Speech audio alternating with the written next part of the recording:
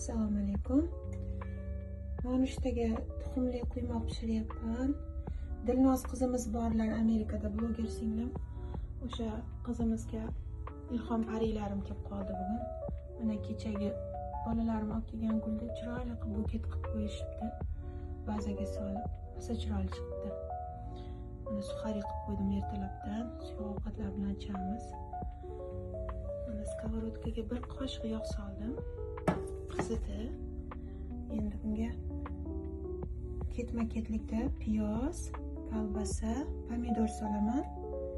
Bu pishgan lobiyam, green beans deydi Amerikada. O'shanda pishgani bordi, o'shandan ham sovuryapman. Hakka o'chirib turamiz. Bismillahirrohmanirrohim.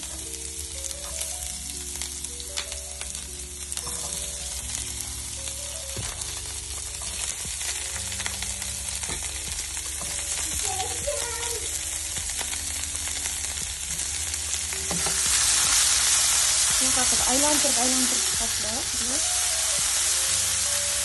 Hozir o'ladi. Piyoz ham, pomidor ham. Qancha svejiy bo'lib, qancha xomroq bo'lsa, shuncha vitamin bo'ladi, sabzavotlar. Kolbasam anavi pishgan kolbasa edi o'zi.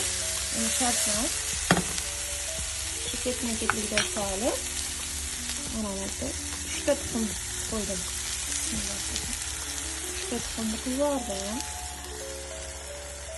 Hayajon bo'layapti-da qizlar. Birdek tushmadi. Ketma-ketlikga soldim.